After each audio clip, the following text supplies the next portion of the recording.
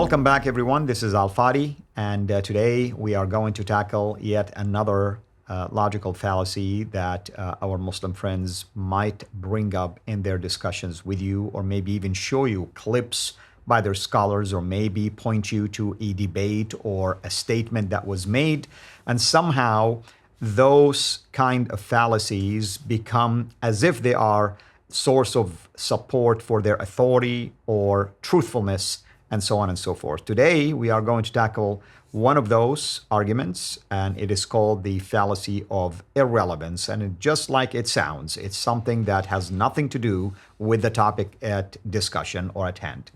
Dr. J, welcome back, and thank you for investing time with us to basically unpack many of these logical fallacies. What about today's one, the fallacy of irrelevancy? Yeah, I mean, this is a great one because it basically has nothing to do with truth. It's totally irrelevant, though they consider it to be so important. And there are a myriad of these. One of the most famous one is the produce a surah like it. If you don't think this is from God, if you don't think that this is credible, if you don't think the Quran is authoritative, then show me one surah that is better. Produce any surah like it. I love this one. I remember I was at Trafalgar Square in London, and Sheikh Umar Bakri Muhammad was doing this rally for Islam. He had 5,000 Muslims there. This is back in the 1990s, so we're talking the last century. I'm pretty old. I'm like gray hair. It dates me. So he saw me in the crowd, and he had me get up on the plinth with him, Nelson's column, and there were 5,000 Muslims below us. And he gets up there and he says, "Let's have a debate right here, impromptu debate." On the Quran, you say the Quran is not the word of God. Let's have a debate. So we debated for about maybe 15, 20 minutes. Finally, he realized that he's not getting through very well.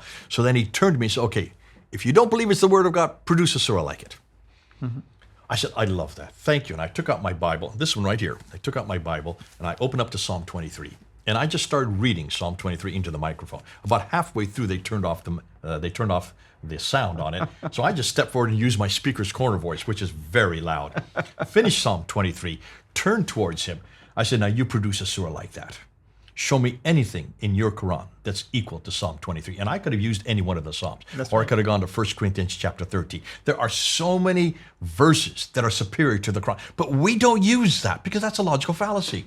Just because it's beautiful, just because it's sonorous, just because it's poetic, doesn't mean it's the word of God. You don't use that as a proof of authority or credibility. It's great, and I could use any of Shakespeare's sonnets that are superior to anything you'll get in the Quran. So that is a logical fallacy. It's absolutely irrelevant for authority or credibility. There's other ones they like to. Quranic science, that's one they love. Morris Bukai, who talked about the Quran, the Bible, and science, and showed how so many of the scientific proofs in the Quran prove its superiority to the Bible or any other piece of literature, scientific literature. That has been shown to be totally fallacious. And on top of that, not only are his proofs fallacious, but that idea that because their science is unsurpassed in the Quran, it therefore stands and gives its authority. We talked about this earlier. Celebrity conversions, that's proof that the Quran, that is absolutely fallacious because that's totally irrelevant, whether or not a person becomes. If you're going to start by conversions, we've got hundreds of more conversions by much more notable people that have become Christians, but we don't do that. We don't say Christianity is true because of conversions. We know it's logically fallacious.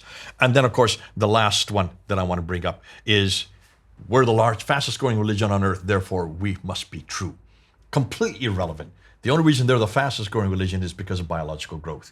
You are born a Muslim, and they have larger families, and they are out surpassing us when it comes to biological growth.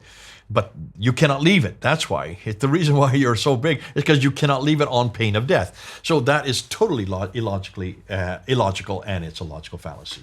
Absolutely. And of course, we've heard these arguments many, many times, and the idea, especially surah like it, is a very interesting one. I used to know this gentleman who actually had a website called surahlikeit.com, and he conducted a number of these chapters, claiming that it is from the Quran, and he gave it to people who thought it was from the Quran because they didn't know what the Quran reads, and late at the end they discovered that they were fooled by this. But his argument was, you see, you thought it was from the Quran. That's how good it was. So does that make me now able to refute the claim in the Quran that no one can come up with something like it? Yeah. So absolutely. I mean, these kind of arguments always And what's come up. interesting is almost all the ones they give you that are the best surahs or all this beautiful poetry, like chapter 23. They love to give you chapter 23, which comes straight out of a poem by Saint Ephrem in the 4th century, written in Syriac.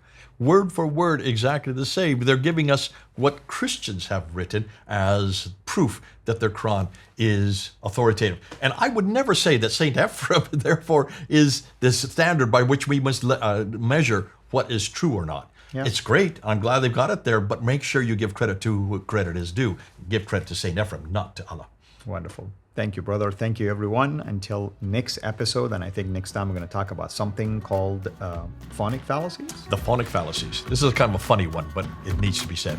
Wonderful. Thank you, everyone. This is Fadi. God bless.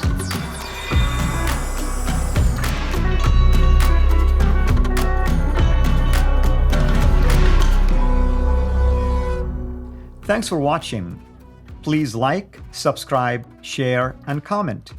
And ring the bell so you will be notified when we release new content.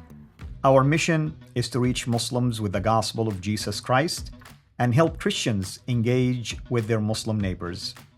If you want to join us in this life-changing work, please support us on patreon.com/CIRA International or just click on the link below.